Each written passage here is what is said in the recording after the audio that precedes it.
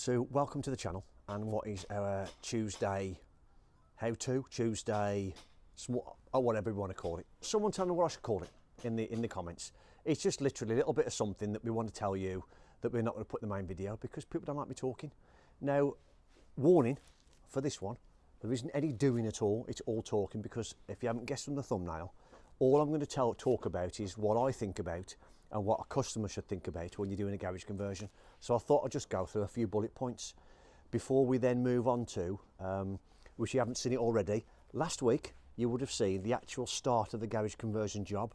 So if you haven't seen that, I'll put it in the end screen for you to have a look at. Hope you enjoy this video.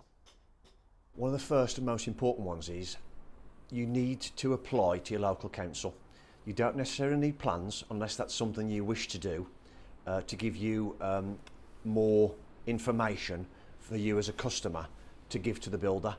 I know the people I'm doing this for, so that's not required. I can discuss it with them and tell them what we're going to do.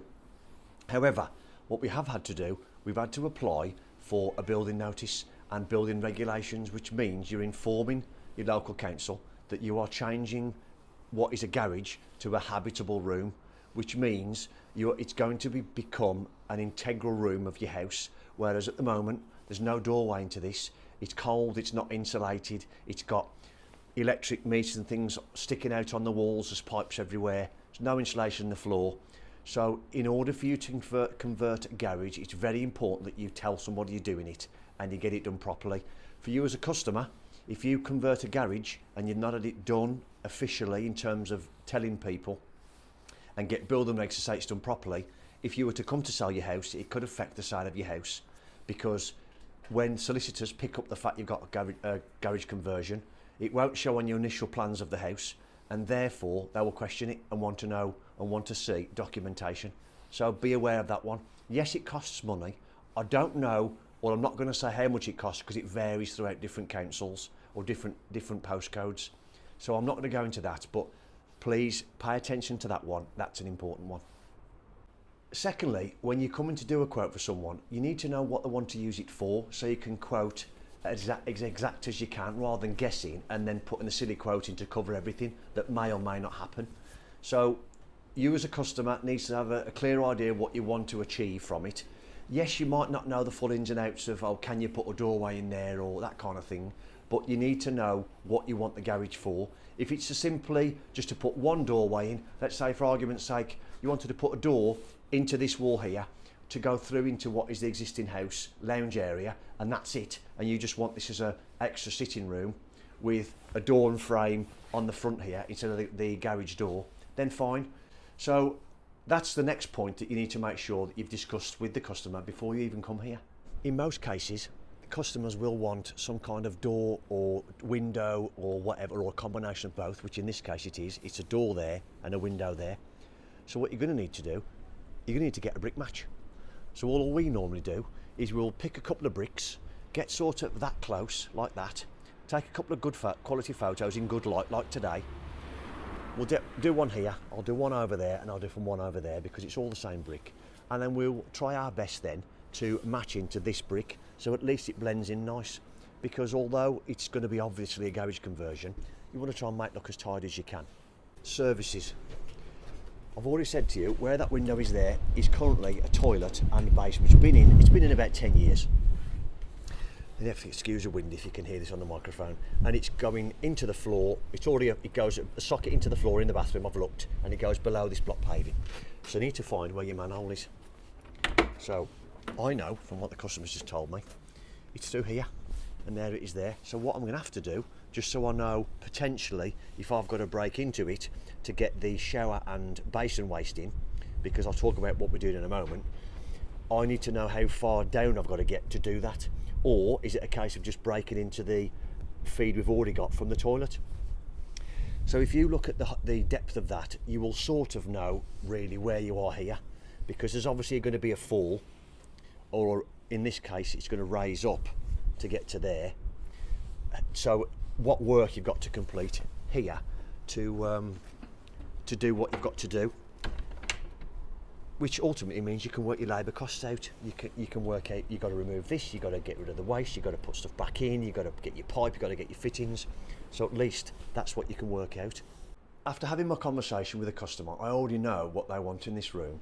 And in this corner, so this corner here, where I am, there's going to be a doorway that leads directly from the house, because the other side, I've already said, is a basin and toilet already from the current house.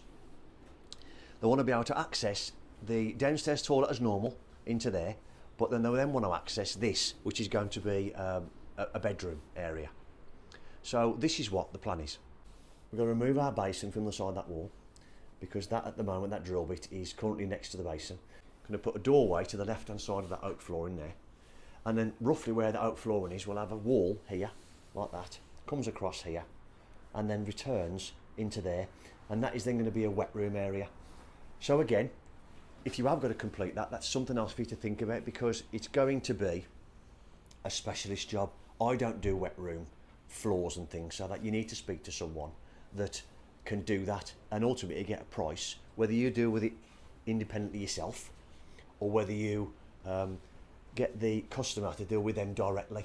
So it's not something you have to think about, because what you don't want to do is have to organise that trade and it all be wrong. But at some point, as a builder, you're going to have to liaise with that trade, because they'll need to know things like where the shower's going, where the floor drain's going, how high or how low the drain's got to be, to allow them to come in and do what they've got to do. It may be that they do all of that and you just get it prepped, you step away, they do what they've got to do, and then you step back in. If, like me, you like to maintain your relationship with the customer, I like to make sure I've got the trades in myself, so I can make sure that the relationship with those trades are also good with the customer. Because what you don't want to do is say, oh yeah, I'll get you a sparky, or I'll get you a plumber, and when they come, they don't do what they've got to do, or they're not very nice people, or they don't respect the customers. I've had it before. Or they don't do a good job and then expect to be paid, and that causes trouble then between you and them and the customer. So pick your trades carefully, do some research, and if you can maintain control of the job yourself, or you get trades that you know, then it's best to do that.